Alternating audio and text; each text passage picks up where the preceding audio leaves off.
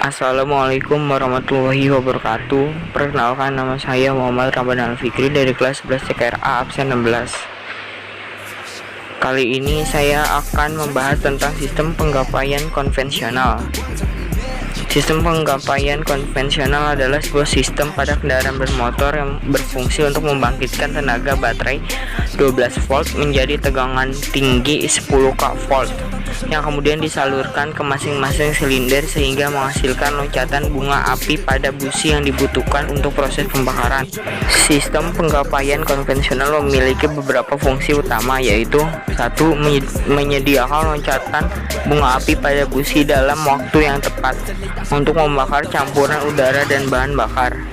2. Agar terjadi loncatan bunga api, maka tegangan harus tinggi sehingga sistem penggapaian juga berfungsi untuk menaikkan tegangan baterai menjadi tegangan tinggi pada koil melalui hubungan singkat arus primer oleh breaker point atau platina. Sistem penggapaian konvensional memiliki beberapa komponen utama, diantaranya 1. Baterai.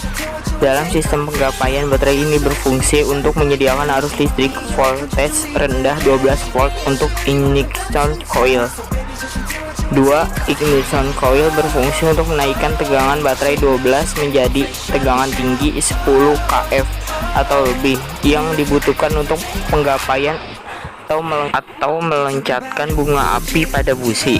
3. Distributor sistem penggapaian berfungsi untuk membagi atau mendistribusikan tegangan tinggi yang telah dibangkitkan oleh ignition coil ke masing-masing silinder. 4. Kabel tegangan tinggi berfungsi untuk mengalirkan arus listrik tegangan tinggi dari ignition coil ke busi. 5. Busi menghasilkan loncatan bunga api melalui elektrodaknya atau mengeluarkan arus listrik tegangan tinggi menjadi loncatan bunga api pada elektrodaknya.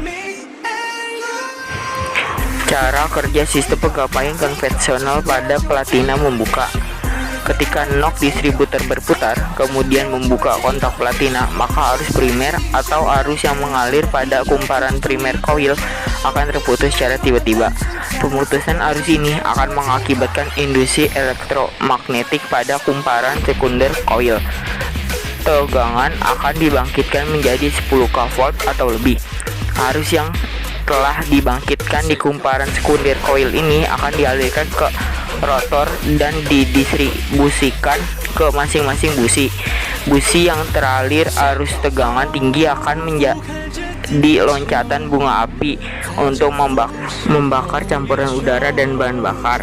Kontak platina yang membuka dan menutup akan menghasilkan percikan juga pada kontak platina. Percikan ini akan mengurangi tegangan dan membuat kontak platina lebih cepat aus.